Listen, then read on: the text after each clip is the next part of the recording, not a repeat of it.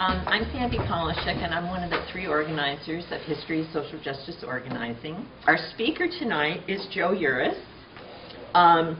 Joe came to Portland originally in the 50s to go to Reed College. He's one of the Reed is a real gift to our community in terms of bringing great people here, who many of them stay here. And Joe did leave, went back to New York, but he came back. He ended up getting a PhD in urban studies here at PSU, teaching around town, writing a lot for the Oregonian and other papers, and being on the radio. He used to be on commercial radio for a while on a talk show. He's now on KBOO, and on Tuesday mornings at 8 a.m. And he's someone who has a great depth of knowledge, so we are really happy to have him here to speak to you. And that's going to be my very short little intro. Thank you very much. You betcha. Well, I don't know how much you know. I know that I don't want to fly under false colors. I am not an expert on the history of the left. That's number one. But I spent a great deal of time in my youth in the left, reading about the left, getting smeared as a leftist. I guess that's a qualification. And I have subsequently read quite a bit of theory. I am a critical theorist, that is to say, I try to figure out what's going on and then make noise about it and deconstruct the assumptions that usually are made about things. We're going to be talking here about the left in American politics. There are many aspects of this. First of all, I'm going to start kind of arbitrarily, not with the transcendentalists and the anti-slavery movement and the very early feminists and the very early union movements, arbitrarily, because it's just too much stuff. But you should know that prior to Marx's writing the Communist Manifesto in 1848, there was already a great deal of idealistic socialist endeavors, a great deal of discussion of shared operation. In fact, get ready for this one, the Mormons were largely, in their initial ideation, a shared community. And they believed in all kinds of things which would today be labeled by their current weird guy, really weird guy, I don't understand. Anyway, would be labeled communist. But I'm not here talking about multiple female partners or something like that. I am talking about the notion of sharing a community. In fact, if you are a Mormon and the bishop of your stake does believe you're needy, you get services, real services. So that's another example. There are many, many, many examples of, what do you want to call it, proto-socialist efforts in the United States. And these had impact. We don't have great measurement of it. We know there were sarcastic articles, for example, about the Shakers, who were a collective community. We know that there were various kinds of discussions of this nature. We also know that within the Christian communities, at times, there were efforts to build communities that were shared communities. But the first analysis that makes the critique that dominates the left today and from 1848 on is a class analysis. It makes the assumption, which I think is warranted, that there is a ruling class in all societies that are at least marginally democratic, or at least capitalist, and that that ruling class dominates the political and, in terms of recent writings, the whole cultural life of the community. And it's from that perspective that this talk comes. So we begin arbitrarily with Marx and the Communist Manifesto. Marx and Engels, I shouldn't have left him off there, but anyway. The book, the pamphlet, designed for working men and women. Written to us in difficult language, to presumably the literate of the working class at that time quite clear. And it argues essentially a kind of struggle ethic in which It argues, first of all, that capitalism is extremely compelling, that it will, in the world, take over, which turns out to be pretty much true, and that it is not the best way to organize a social system, because it oppresses, ultimately, people who are less advantaged. And it ends essentially with, you have nothing to lose but your chains. So that's the idea. Now, in 1848, the same year, and probably part of the reason why it was written, all over Europe there were attempts at liberal democracy. And in most cases, while there were some reforms, there were massive degrees of repression. People were shot in the streets, people were tried and sent to prisons, people were tried and hung. So there was a great, particularly in the various parts of, there was not yet a Germany, but the various parts of the German-speaking world, this was common. And meanwhile, there was, across the Atlantic Ocean, this place of great opportunity. Now, one of the things that on that little pamphlet said, why no revolution? One of the reasons why no revolution, that's really objectively true, is that the United States offered greater opportunity to the average person in Europe than any place else that they could conceive of going. And I would add that wages here were, generally speaking, no matter how poorly treated workers were, better than much of Europe. That's really important to understand. So coming here, there was a great pull to come here. Plus, there was land. Great disagreements and struggles around how much land you could get, how much it should cost. Most of it was always ending up in the hands of huge landholders. In fact, the Founding Fathers were huge landholders. But it's really important to understand that nevertheless, you could prove out acreage if you didn't get ripped off and you didn't get murdered by the local people who seemed to think it was their land or whatever. You could end up with a decent farm, a decent ranch, a decent life, and your children could do the same and better. This was truly the land of opportunity. You cannot forget that. When you think about why no revolution, in Europe, there was an aristocracy, and there was a new capitalist ruling class, and there was very little opportunity. And you damn well better take your hat off to the right people at the right time, or you could lose your head. This was the reality of those times. In 1848, demonstrated that reality in the most harsh terms. So that is where I choose to sort of start. Now, coming to the United States, these Germans, many of them with literacy, and many of them with an understanding of early Marxism, began to form organizations. The International Working Men's Association, which actually is, I think, the first internationale, 1864 to 76, for example. I'm going to want to take a little step off here. There are three, I guess I'll call them three major trends in American left-wing thought that are worth, from my point of view, exploring. They are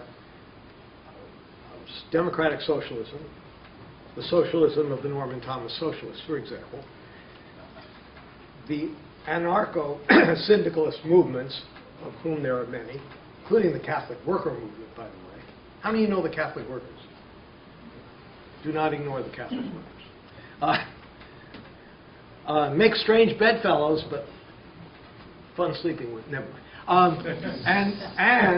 And the final element, the Communist Party USA, whose history is twisted, weird, and I'm going to say this because a lot of leftists don't like to hear it, but they need to understand it. Totally dominated from the time of the Russian Revolution, and particularly from the time of Stalin on, by the Soviet Union.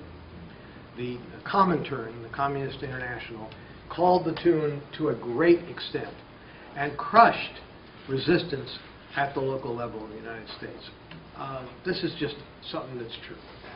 And helps to explain why probably the most effective movement, particularly in the 1930s and 40s, never could get a legitimate foothold The other element that blocks all of this, and always must be understood, is while this is a land of opportunity, while there is relative free speech, while it is a relatively good place to be, it is also the case that the ruling class, which does exist, did exist, and probably looks to me like for a while will exist, the ruling class did not suffer the left gladly.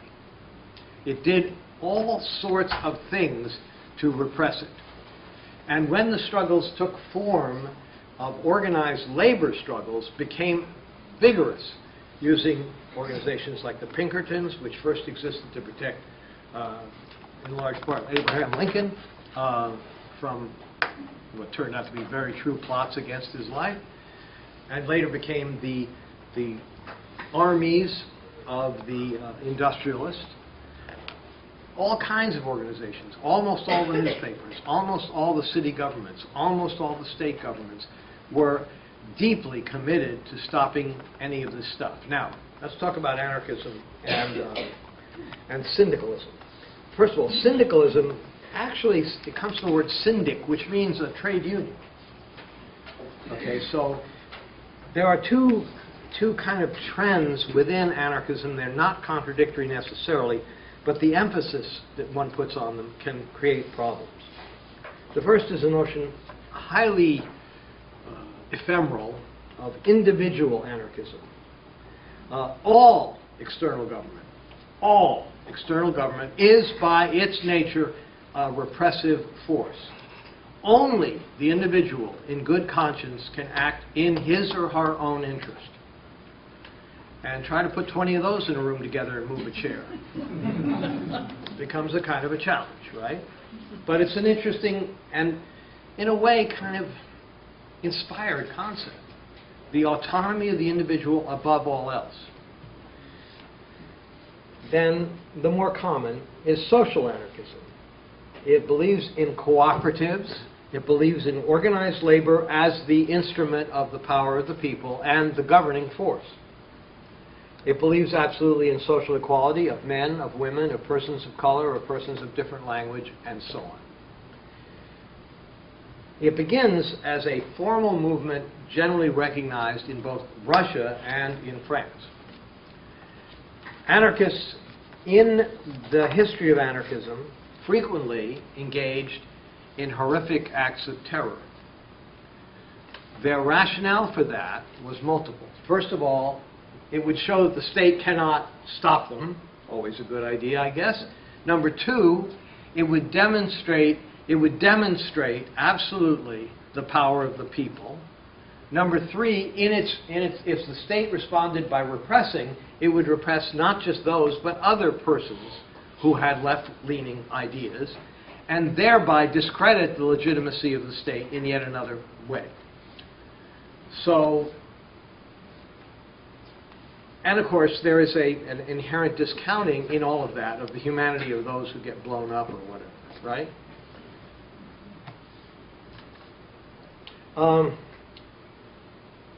Essentially, its goal is to absolutely replace capitalism. The most notable example of an attempt at an anarcho-syndicalist organization in the United States, of course, is the IWW, the Industrial Workers of the World. We'll come back to them. I want to kind of lay out some other stuff first. But they are very important. They're more important for the romance they represent and for the ideas they put forth that are still, hey, but some of you are in the IWW. Anyone here want to own up to that? Ah, smart, very smart. I have no idea. But anyway, but the notion, the primary goal of the state is always the defense of private property. That's the key idea in syndical anarchist movements. And the people are always, therefore, no matter how much the repression is tolerance-based, always under the repression of the state, which always represents the ruling class. And that power always corrupts. All power always is corrupting. Therefore, you want your democratic structure to be based on the experience of working people working on, and this is very industrial, on the floor or in the farm, right there on the job, whose experience is can immediately be transferred into decision making, which will, by its nature, because it's so intimately connected with the means of production, produce a good decision. Okay? Anyone have any questions about that real quick? Good. How many of you already knew this, what I just said? Oh, good. I mean, it's not good that you didn't know it, but it's good that I'm not repeating stuff you know. Okay. By the way, I find confession here, I find anarchism emotionally and romantically extremely compelling. I find it practically virtually impossible. And that dialectic, that contradiction, has messed my life up totally. Okay, anyway. But part of this, embedded in this, is the notion that the working class can dictate the terms of the social contract upon those who own the means of production. So it ain't bread and roses, it's bread. Follow me here? You know, it's hard. It's the real nitty-gritty. Okay, so I want to come back to the U.S. Well, no, maybe I should talk about the IWW. It's really so interesting. I better get it out of the way or we'll run out of time. The IWW was formed in 1905. It is not the first effort by organized labor to attempt to organize. It has great strength in the textile industry in Massachusetts and elsewhere. As you know, textile workers, largely women, were brought to dormitories to live while they toiled at the mills for wages which would enable them to get a hope chest or a dowry, and also freedom from daddy. We are not going to go to daddy land here today. But if you lived on a farm, a small farm, particularly in New England, and you had this hardcore Christian tradition and spare the rod, spoil the child upbringing, and daddy is, you know about daddies. Anyway, so women had an escape route in the factory. Even though they had to be in by a certain hour, they could only get time off if they went to church. They were closely guarded so that their fathers and families could feel that they would be safe from the aggressive behavior of men. So that's the kind of background of the mills in New England. And remember, the mills are come about because of the linkage between the mill system, and they're called the Lords of the Loom, and the Lords of the Lash, the slave system that produced the short staple cotton that could be made into cloth, that could be sold on the markets, that were part of something that was very American, which is a system of interstate commerce that flourished. By the way, when you look at your American Constitution, you want to appreciate the reason why it was created and its effectiveness in achieving that goal. Remember, the primary goal was not to create a new Constitution, but to create some way of having trade between the states. How many of you knew that? Okay, that's a really important fact. And it is achieved to a large extent. And that was setting up a system where enormous profit could be made in the cotton fields and enormous profit could be made operating looms. Okay, so the IWW really begins with the assumption of one big union. Its peak membership actually is in 1923 with 100,000 card holders, which is pretty impressive, I think. And most of the literature I've read thinks that there's somewhere between 200 and 400,000 actively supporting it when it did actions. Now, there's no way to know whether that's true or how that plays out, but so it is said. So beginning in Chicago in 1905, leaders like Big Bill Hayward, Daniel De Leon, Eugene Debs. And Eugene Debs moves, by the way, from this politics to the socialist camp and draws enormous support in his electoral efforts in 1912 and 1920 with nearly 1 million votes in each of those elections. In the 1920 election, he's running from jail. Not running from jail, running for the presidency while in jail. Anyway, okay.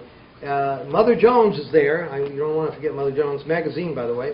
And a guy named Ralph Chaplin, who I will mention because I actually met him, which was very cool. I didn't even know anything. I was really a snot-nosed reedy. And one of my housemates brought me to this guy's place in Tacoma, and this guy told me at length about how horrible the communists are and what they did in Spain and why one should be something in the left other than a communist. And my partner was there, so she can tell you I didn't make this up. But I wish I had known who the hell he was at the time. I was so ignorant. There were a lot of questions I really wish I had asked him. Anyway, great man, very nice guy. He's gone now, but very nice guy. This was 1959 that I met him. Okay. The Wobblies' position. An injury to one is an injury to all, literally. Which meant that if somebody's fired arbitrarily, you walk out. If somebody is docked pay unfairly, you walk out. You know, you are part of this body of individuals who are the working class, and you do not suffer any oppression at all. Well, that can be very difficult. There's a big struggle that takes place within that context. There are two kinds of action that are advocated within the left generally at this point in history, but the Wobblies really are an example of that.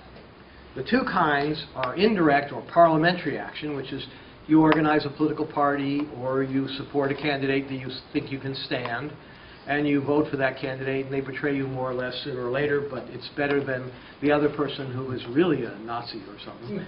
Okay, so, right? So you got that going on.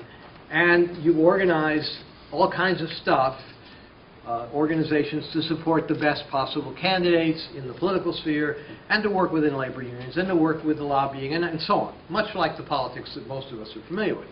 Then there's something called direct action, which is everything it implies, which is what Occupy is, right?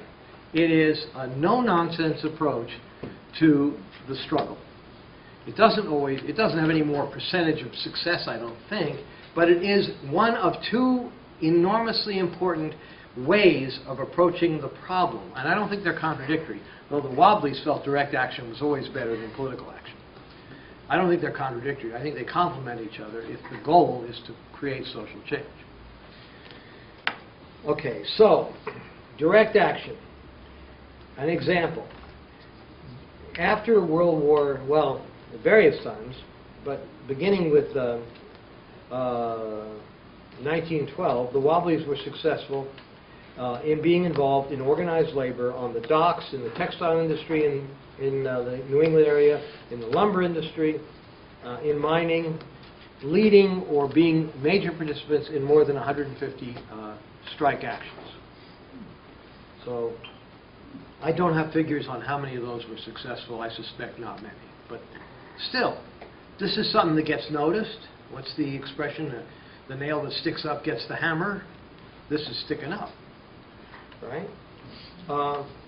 And in response to efforts to silence them in various cities, there was a free speech movement that goes on for some time, both before, during, and after World War I. The tactic is very simple, and it took place in different cities, notably Portland, okay, Aberdeen, Fresno, all kinds of places. What this is you get up on a soapbox and you make a speech. Policeman says, get down from there, you can't make a speech. You continue to make your speech. He arrests you. He drags you to jail. Somebody else gets up there, makes a speech. Police come, they drag him down. Pretty soon the jail is full of people. And they are singing, and they are chanting, and they are making a nuisance of themselves. And everyone's paying attention, and the press is paying attention. And eventually, in every case that I know of, the police say, screw it. And they let them all out. Now, that isn't the only thing that happens to them. In San Diego, This is from my teacher, my civics teacher in high school in San Diego. The community Chamber of Commerce, together with veterans and others, rounded up all the Wobblies. There's a railroad line that actually goes across and goes below the Gadsden Purchase, below the U.S., into the northern deserts of Mexico, and then comes up at El Paso, I believe. And they put people in boxcars, that should be familiar from more modern history, took their shoes, took their hats, shoved them in the boxcars, took them out to the middle of the desert, pushed them off the cars, the train went on its way. And as my teacher gleefully said, we never heard from them again. What year was that? He was unclear about this. My understanding was it was just after World War I. But I trust him. You know, I've seen it. The story is mentioned in passing in other sources. You got to understand that in America, at the time we're talking about, really the turn of the century and on, there was a vast number of itinerant laborers in the United States. We used to have a casual labor force of some significance who were not persons of color in Portland, Oregon, when I was going to read and afterward. You could go down to Burnside, which was then called Skid Row, and you would see guys who had single-room occupancy places or just hung out or lived on the dock or lived on the this or that, and would show up for the yellow school buses during season to pick strawberries and green beans and whatever there was to work at. And this was a common thing. Now that work is done more by Mexican Americans, and it's hard to find. Also, the laws were changed so that high school kids and grade school kids who used to do that work as well can no longer do it. So it's a real change. And of course, the place where it was done is now houses in Gresham. So, you know, so a lot of forces changed all that. But the point I wanted to make with that is that there was a huge amount of what we now call hobos. Origin of the term, I think, is like hobo. I might have made that up. I'm not sure if that's true. It sounds right. But there were, and particularly during times of economic failing, there were huge numbers of men. During the Great Depression, you know, the children, particularly male children, couldn't be fed in farm families and some city families as well, and they would just take to the road, take to the rails, looking for work anywhere they could find it, looking to survive any way they could. In fact, in the late 1800s and early 1900s, one of the responses to the problem of children in the cities was to round them up, put them briefly in an orphanage, put them on trains, and ship them out west to be adopted by farm families. How many of you knew about that? Big thing. Now, you could end up in a lovely family, good people, caring for you, the kind of thing that we think of as Christian virtue in the good sense. Or you could end up the slave of the family until you either ran away or got old enough to get away. It was a luck of the draw thing, right? So, but that's what happened to lots of people. I don't know if any of you have family that were, it's possible, that were of origin of that. Probably not. But it was real. Anyway, the issues also extended in the free speech movement, by the way, to the question of women's reproductive rights. Apparently something we're still fighting about in this bizarre culture of ours. But this was where Elizabeth Gurley Flynn, this was where Marie Equi, this was where many others took the time to stand up and try to do things. Margaret Sanger, a mixed bag because of her support of some dubious ideas that were grabbed by the Nazis. But Margaret Sanger, who was the big advocate for birth control, constantly was being busted and going to jail around the issue. Abortionists were common. Some were good, some were bad. Some had payoff arrangements with the authorities, some didn't. Good or bad had nothing to do with your payoff arrangement. That extends all the way, by the way, into the 1960s in Portland, Oregon. Ruth Barnett, famous, very good abortionist here in town. Dr. Buck, I can't remember his first name probably just as well, he might be alive and he'll sue me, very bad abortionist. He was the kitchen table abortionist. She had a regular clinic. Actually, Baker, the columnist for the Oregonian, thank you, Doug Baker wrote a book with her called They Cry on My Doorstep. Some of you might have read it. I don't want to slight the struggle of women in this case because it's very important and it really does relate directly to this particular phenomenon. Okay, so from 1915 to 1917, they really had an effective organizational structure. Now, here comes the problem. Really beginning significantly with the rise of interest in our engaging in World War I, the entire, what was then the left, which was mostly a variety of socialists and more radical groups, ran headlong into their true understanding of the situation, which argued against the war. There were no good guys in that war, they felt. There were only struggles over colonies and markets. And therefore, World War I was simply the ruling class's war using the bodies of the working class as the weapon in that war. 1914, Joe Hill comes to mind. Well, I'm going to skip that because it gets really complicated. Let's just talk about a couple of stuff. Frank Little gets lynched in Butte, Montana in August of 1917.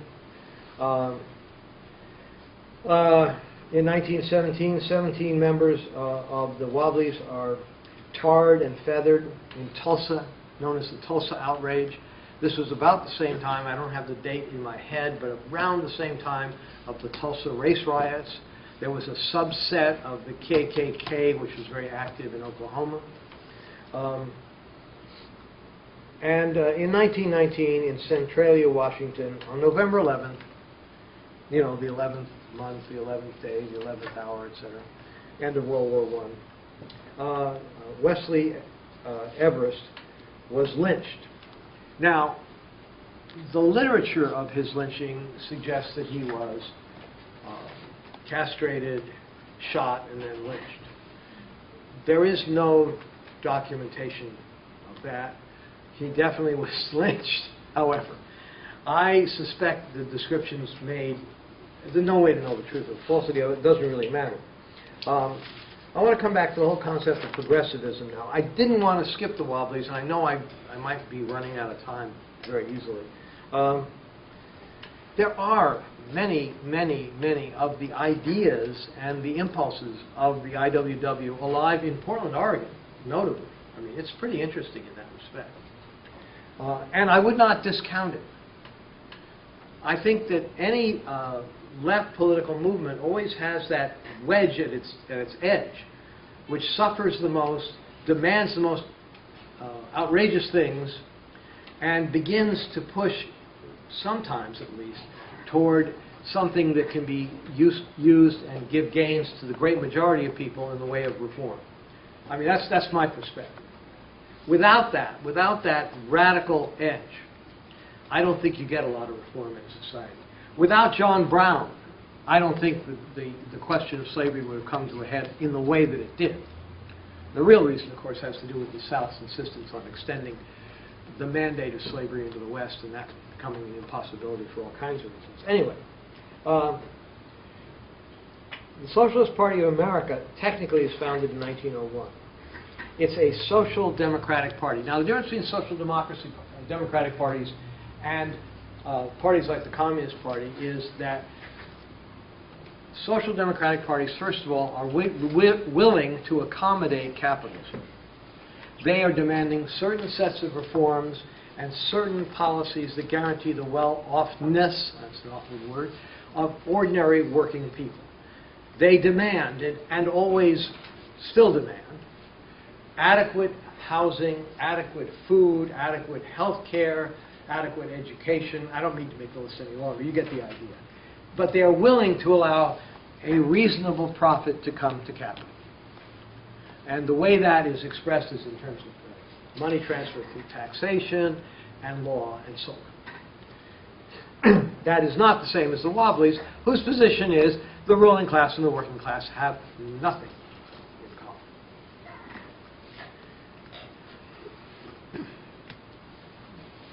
So you get the Socialist Labor Party, you get the Working Man's Party in 1876.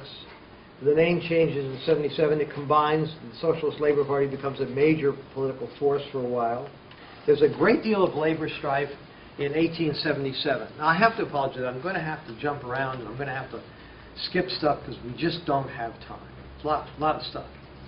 1877, you have enormous numbers of strikes in the industrial Midwest and the East Coast. And you begin to have fights for the 8-hour day and more police crackdowns. In 1886, as you know, after a strike which was partially successful at the McCormick Reaper, farm machinery company, there was a number of rallies, and one large rally, actually on May 4th, at which somebody tossed a bomb, nobody really knows who, at the police. And the police opened fire on the crowd. And a number of anarchists were charged with the crime. No evidence, convicted. Some Governor Altgeld pardoned some were hung. A couple, I think, actually escaped. So this is the kind of response you see to the kind of violence that happens. I actually wish I understood better who the hell threw the bomb. There were a lot of people I've talked to who were paranoid, saying, it was a put-up job by the police. Well, yeah, possibly, but it doesn't seem likely they would kill some of their own. I mean, they wouldn't need to, if you follow me. But somebody tossed a bomb. There was a bomb. It blew up. It hurt people, And it was not a smart thing to do. By the time we're talking about the Socialist Party of America and others are producing publications. The Weekly People begins to come out in 1892. Now, here's something that may amaze you. People really wanted to be literate. People really often became literate on their own or through schooling. Public schools were beginning to operate in a significant manner in America. There are rational reasons in the interest of capital, by the way, to have workers who can read and write. But it's also in the interest of organizing from any perspective. People being able to read is a good thing. One of the first things that Castro in Cuba did, whatever you think of Fidel Castro, was to make sure that he had two things going: healthcare and literacy. And those two things, those two gifts or earnings or whatever of the Cuban Revolution have proved to be incredibly valuable, particularly the ability to read. You have a hell of a time propagandizing people in a pre-television, pre-radio age if they can't read and write. It's really necessary.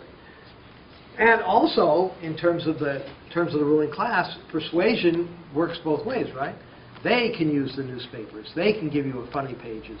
The Yellow Kid, who was the origin of the term yellow journalism, by the way. Yellow Kid was a comic strip, one of the earliest in color. Hearst. All right. So the biggest split of that era in these organized labor movement, or in these organized left-wing organizations, comes about in 1899. Mostly German and Jewish Marxists move away from the more accommodationist attempts of the socialist movement in general and the Socialist Party of America.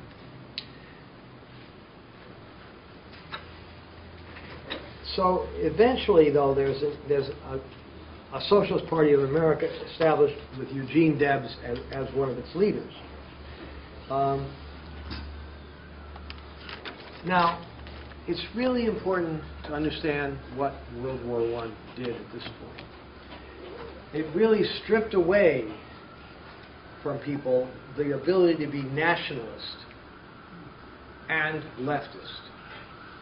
It didn't make sense to really be both at that point, at least not to people who were not nationalist and leftist, because the doctrine that this war, and most wars, if not all wars, are the wars of the ruling class around stuff at the cost of the working class. It's very important. It's very key to all of this.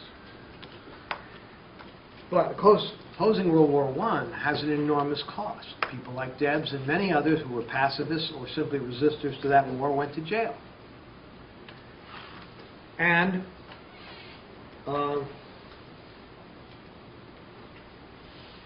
at the same time, at the same period of time, Germany makes a decision in the war to attempt to undercut the participation of Imperial Russia, that is, its Eastern Front.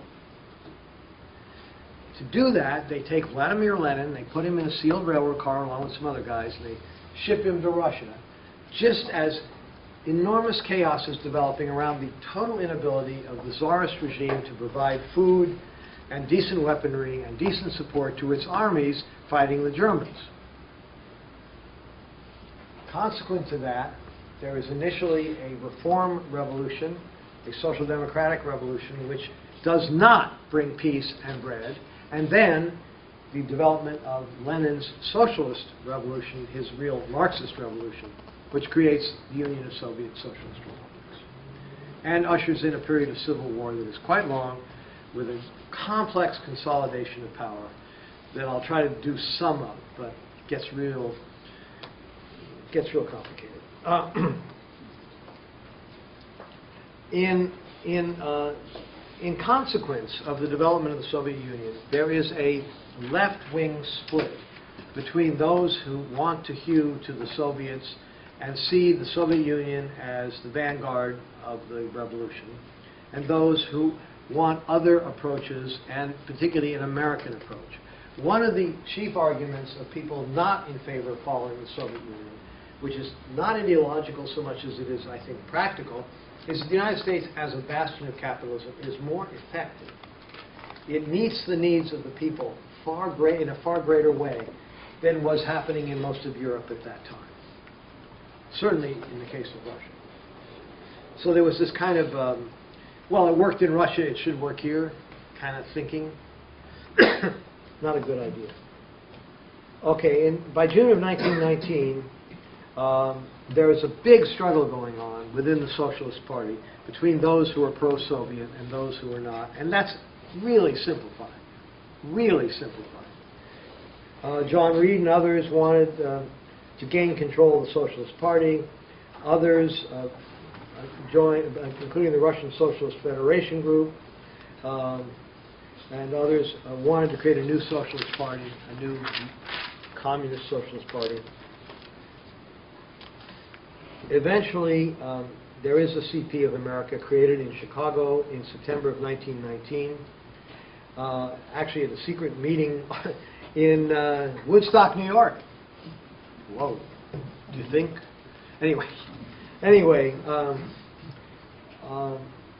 and eventually the socialists start purging those people who have communist tendencies. The communists purge people who have socialist tendencies. You begin to get a kind of splitting within the organizations, which becomes very, from my point of view, and probably from yours, very parochial. Oh, I'm not going to be able to do this in time.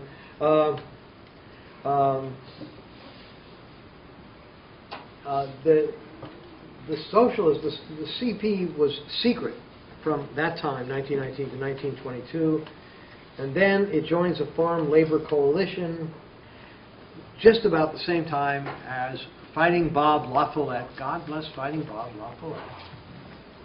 I always thought that he was a cool guy. Anyway, in the Midwest begins the development of an enormous movement in 1924. He runs for president as an independent candidate. He urges the creation of a Labor Party in the model of England. But mainly, he gets 5 million, that's 5 million votes in 1924 for President of the United States.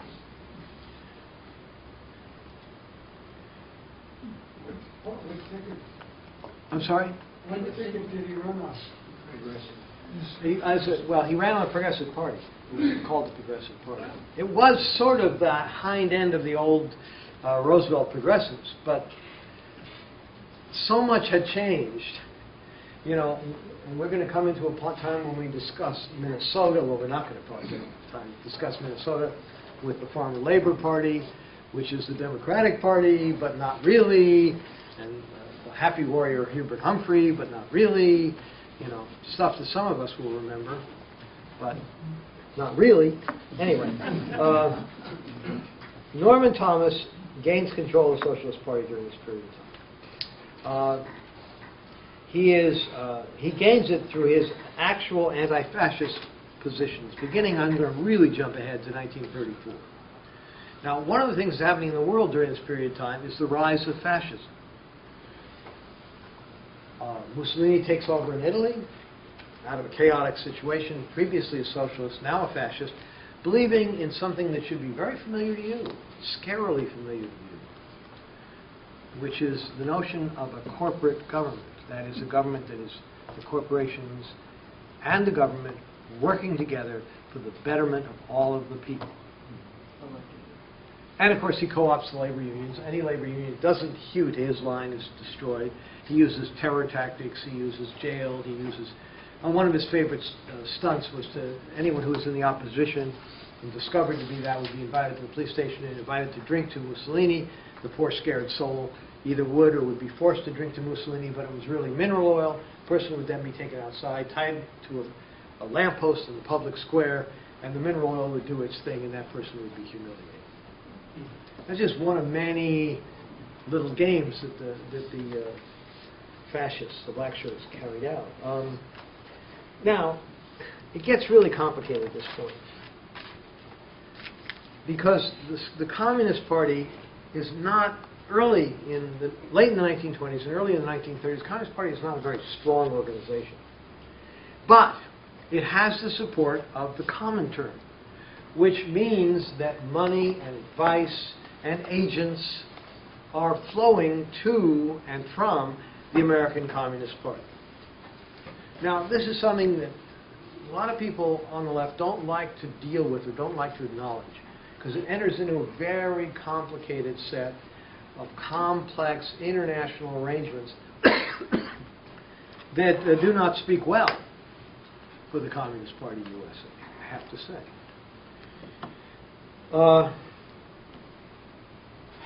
I'm going to have to talk about the Lovestonites. Who all remembers the Lovestone? Who remembers Lovestone? Nobody? Well, Lovestone became head of the party briefly, and Stalin decided that he didn't really want Lovestone to be the head of the party. And so he yanked Lovestone, ordered him yanked. USA you're talking about? Yeah, USA, sorry. Good point. And William Z. Foster was put in charge. He was Stalin's choice. Lovestone goes to plead his case in Moscow. Stalin says, look, the reason why you're so popular is because the policies of the party are good, not because you're a good guy. We're going with Foster. And Lovestone argues for something which we use in a different meaning today, called American exceptionalism. I mentioned it earlier. That is, the United States is a hard nut to crack. It really, for all of the dominance and oppression that may be attendant to the movement of the ruling class or movements of the ruling class in the United States, workers here objectively are better off in many ways, in many circumstances, than they were in Europe at the same time. Or at least it was perceived to be the case. And therefore, persuading people of the necessity of a revolution, particularly with a long history, beginning in 1919 with the Palmer raids, where foreign leftists were illegally kicked out of the U.S., and other leftists were illegally jailed, and all of the pacifists and anti-war people from the Socialist Party were in jail for their sedition. It really was a constant effort by government, locally, statewide, and national, to repress and oppress the left. It's really important to understand that. It began with that, it continued it with that, it has not stopped. My analysis is still that, to a great extent, capital, right now, engages in efforts to deconstruct all of the reforms accomplished by the New Deal. That's for me. And just a little thing I want to say here, because I don't want it not said. I am not a great fan of Barack Obama, but I dread, absolutely am in terror of the consequence of the weird Ryan, whatever, what is his real name? Willard presidency and vice presidency, and the idea of a Congress dominated by those people. Because they really will do to you everything they can to get the money that you get in Social Security and other forms for them to use for whatever profitable purposes they have, and incidentally give you health care or whatever. This is real. This is my analysis. It is to me an unfortunate truth. I wish that things were not quite the way they were and are. And I wish there had been a successful left party in the United States. Sandy, I don't know what my time frame is. Well, probably should try to open it up. Oh, God, I haven't even come to the Communist Party. Okay, let me just quick things. In Stalin's mind, Trotsky represented the left tendencies of the communist movement. That is, he advocated worldwide revolution at every instance in every situation, and was highly critical of the Stalinist takeover and of the misuse of power by Stalin. On the right, the criticism fell on Bukharin, that's how you say it, who supported Lenin's approach of backing up from total socialist takeover of everything for a new economic policy which allowed for the development of a middle class, small businesses, farmers to own land and use their percentage of their crop as the tax to pay for the government. That was called the new economic policy. It was successful, but it was not what Stalin envisioned. Stalin purged Bukharin. He purged all the old Bolsheviks. He established a dictatorship of his own devising using the secret police, the NKVD, later the KGB. He had show trials, trumped up things. Bukharin himself initially insisted on his innocence at his trial. Then he came into court. The next day, his arm was dislocated, and he looked pretty awful. And he said he wanted to confess, and they let him. So you got to get this picture. Meanwhile, the American Communist Party becomes a significant force in the 1930s because it organizes rent strikes. It works with blacks in the North and in the South, genuinely supporting good reforms, even works with Father Divine in Harlem, and Adam Clayton Powell, who was often branded as a communist, and Vito Marcantonio, who also was often branded as a communist in the House of Representatives. They worked with a variety of people. They began to work with organized labor, particularly with the nascent CIO, and they began to have great success. And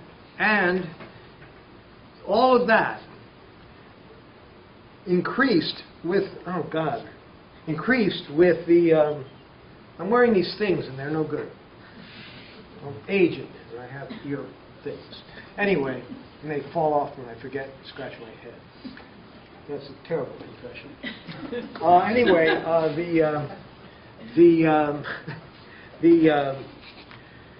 Really lost my place there. Okay, the thing is that the communists began to do things that working people really thought were needed, and they gained enormous support. But comes the Spanish Civil War, all of the democracies of Europe do not support the Spanish Republican government, take a so-called neutralist position, but won't let anything be shipped in. And there is the development of an international army, of which there's an American unit, particularly communist, called the Abraham Lincoln Brigade. And they fight in this incredible war. The Nazis and the fascists use all their new weapons technology, and they eventually win the war. And as you know, Franco stays on until he finally dies. So this was a big event. The destruction that was wrought by Stalin in buying time or something from Hitler with his pact dividing Europe essentially and avoiding a direct confrontation with the Nazis which did thwart, really did thwart Churchill, put the Communist Party in an untenable position, where before they were a united front against fascism, now suddenly they're preaching pacifism. Then there's a flip-flop again once Hitler invades Russia, right? And suddenly we have a new united front. The way you can see that most obviously is in the popular culture by looking at the almanac singers, later the Weavers, whose songs changed from the united front and fighting and we are the four, let's get the four traitor generals. I can't remember the name of the song in Spanish. All this great stuff. Then suddenly, we should all be pacifists. It's all a war of the imperialists. Let's forget about it. Then suddenly, united front and incredible propaganda songs like Jean Koya.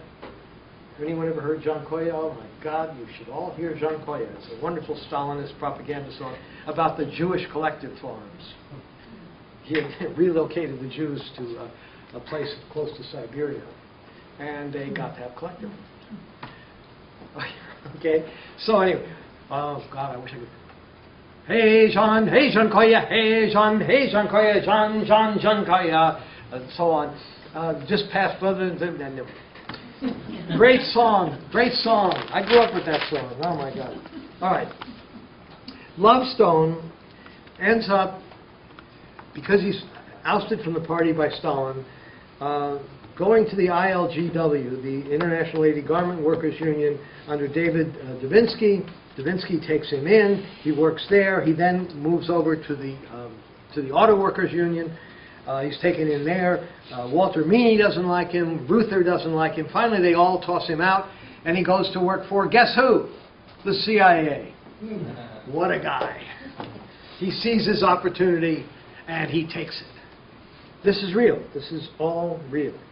Okay, I think, there's so much, and I feel like there's no way that I can do justice to any of this, except to mention that the CIO grows out of the ideas of the IWW about industrial organizing.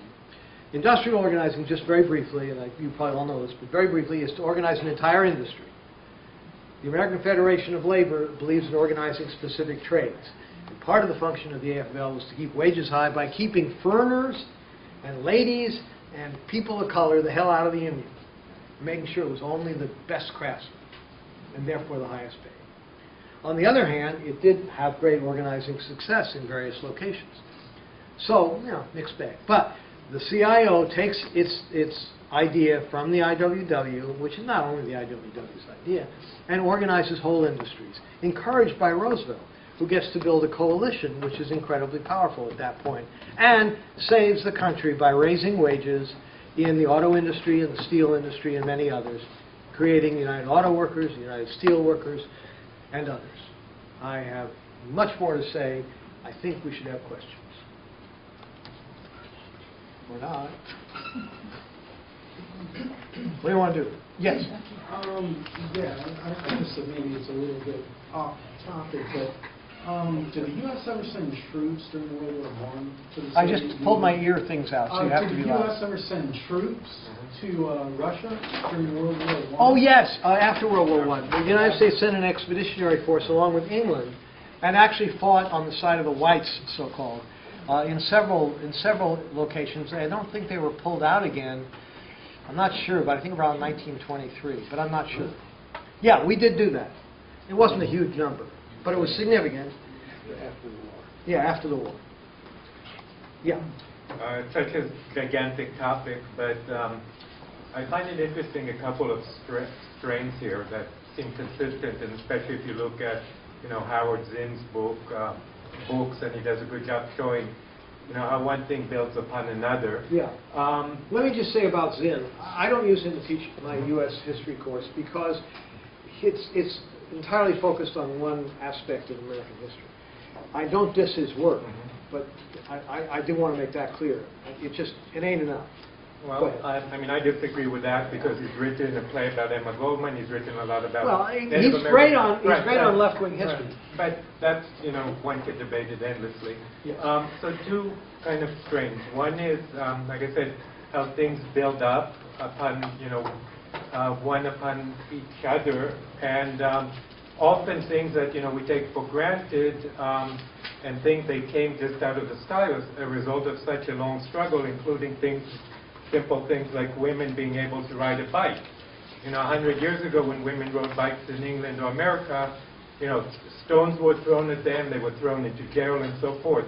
So I find that interesting. The other thing I find interesting is, since we're in Portland, Oregon, is how much, when you read about local radical history, it seems like not much has changed. I was looking recently at an article in the Oregon Historical Society Journal from '86 about police response to radical activity in Portland and Seattle in 1912 and 1913.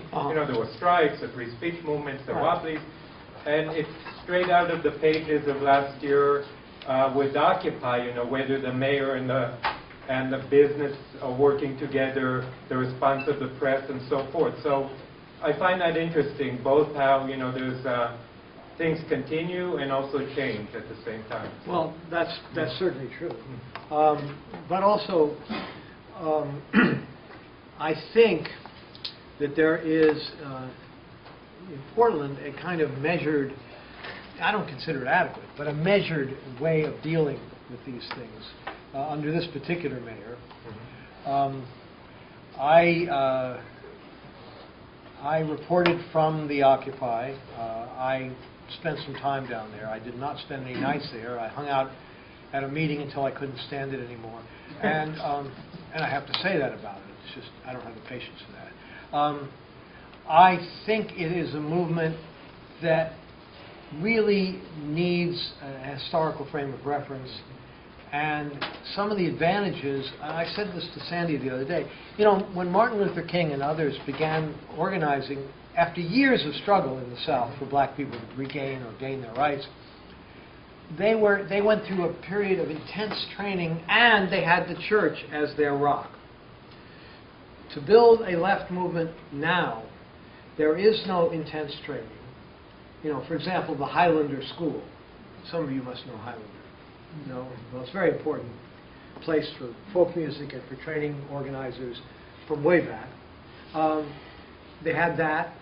Martin Luther King attended that, but he also had the tradition of the preacher, who has always, in the Southern black tradition, been the advocate for black people, as well as a force for conservatism, ironically, within the black community. But remember that Occupy comes out of the intellectual understanding of today and of today's people, and it doesn't have, and there's no reason why it should, but I wish it could, have that kind of rock upon which to rest. And that's going to be a problem. And one of my dire concerns is that you can't build reform movements, or for that matter radical movements, without a full understanding of the situation and of history and support by somebody. Remember, I talked about the Communist Party, even in the period when they began to be very successful, hey, they were getting the backing of the Soviet Union. And I don't get to talk about any of the foolishness that the party engaged in, some members of which were persuaded to be spies. We now know that, spies for the Soviet Union. Stupid-ass thing to do. Anyway, else talk? Else question? Yes? Well, I find Cuba very interesting, and it seems to me that even in spite of the embargo, they've been very successful. They have a lot of intelligent social programs. Their system seems to work. I don't know enough about it, but it's not a democratic system. But then you look at our democracy, and it's going down the toilet anyway. So if there's something that works, maybe that would be better than what we have. But tell me something more about that. Well, I think my response to that whole kind of thing is that with our history, this country is a very difficult nut to crack if you wanted to change it a great deal. With our history, we have strong traditions of labor struggle, strong traditions of reform movements, a lot of good visions, a lot of good people, a successful set of improvements over the years amongst women and black people and others. We have a history that's very positive. But we also have a vast reserve of class-based interests, which is opposed and has become more reactionary recently in the last few years, which is opposed to the kinds of social democratic reforms that one could expect reasonably if one followed kind of a line of improvement, starting with Roosevelt. Do you see what I mean? And part of what made that happen, made it so easy to happen, was the Cold War, which, if I do a thing next time, I guess I will, it really needs to be examined in terms of all of this, because it is the Cold War that makes it virtually, ties up the left virtually impossible. And, you know, talk about the Independent Progressive Party, talk about a bunch of different things like that. Revolutions happen in other places for the same kinds of reasons, but under other conditions. I don't mean to, by the way, I don't mean to diss Occupy. I think Occupy is great. I think it has enormous potential. I think that for it to move past the place of street protest will be difficult. Not that street protest in and of itself isn't a valuable thing. And you never know where the point of break will be. You know? You can't ever say. So the constant struggle is always worthwhile. But stupid stuff ain't. You understand what I'm saying?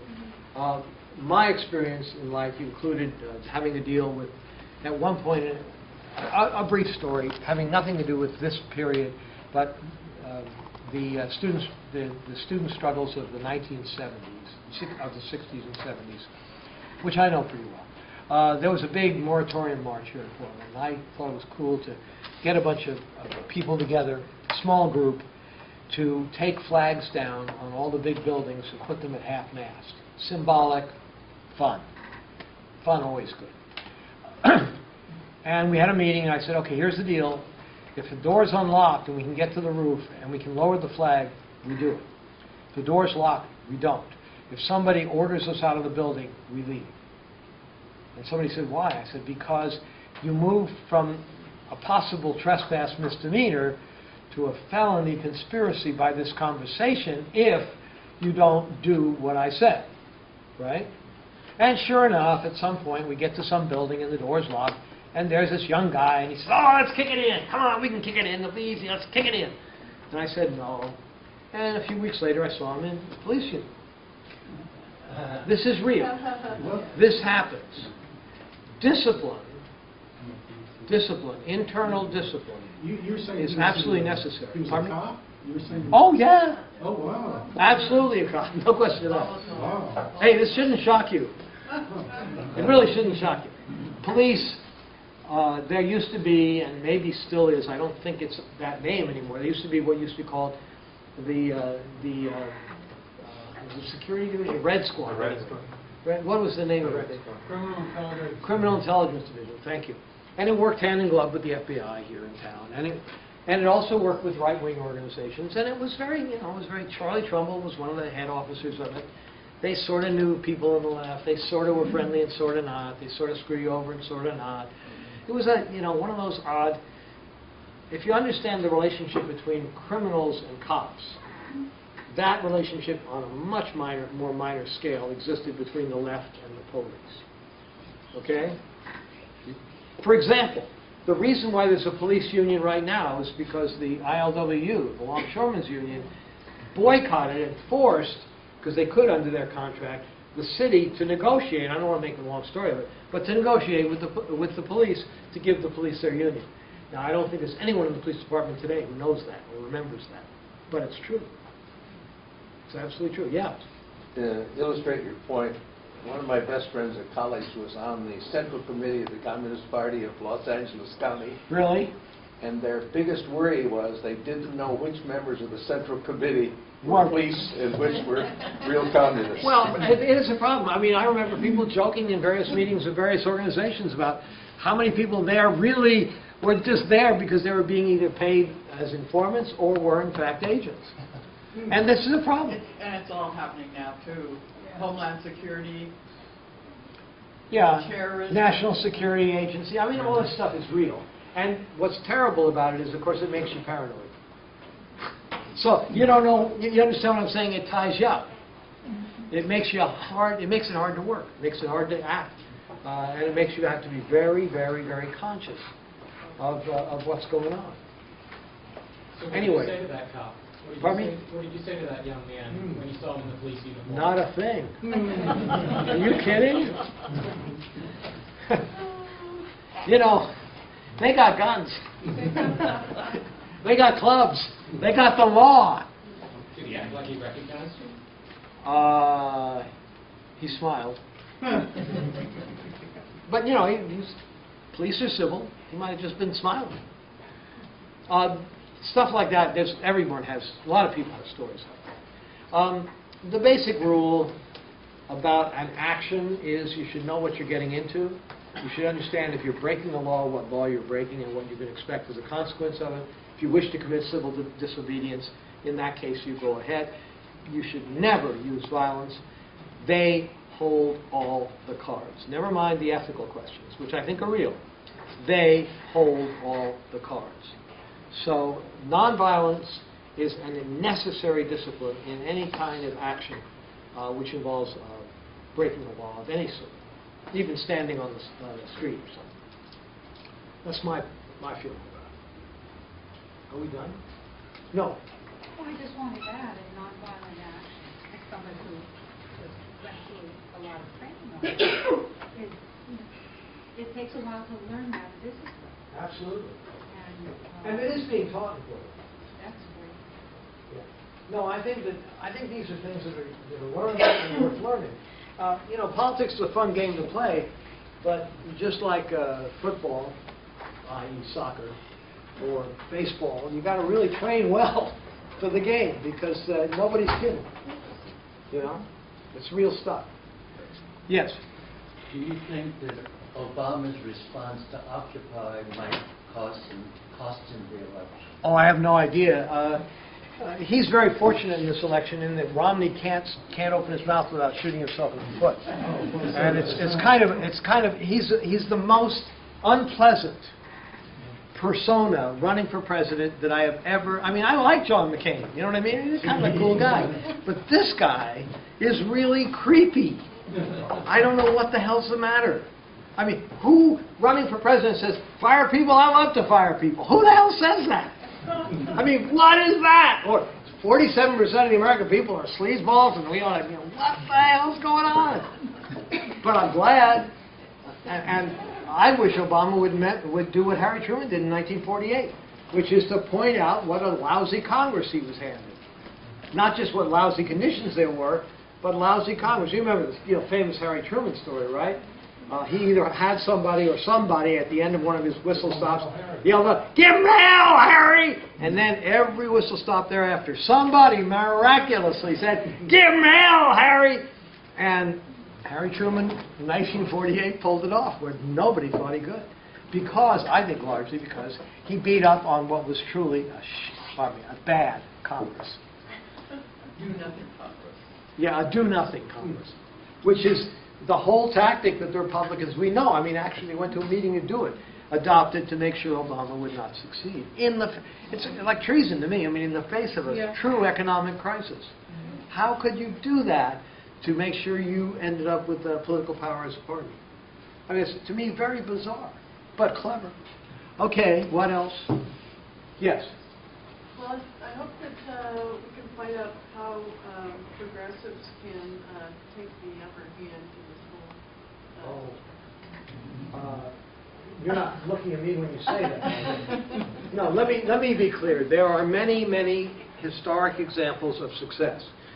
Do not dismiss the successes of the CIO in gaining living wages and good benefits for working people in the United States.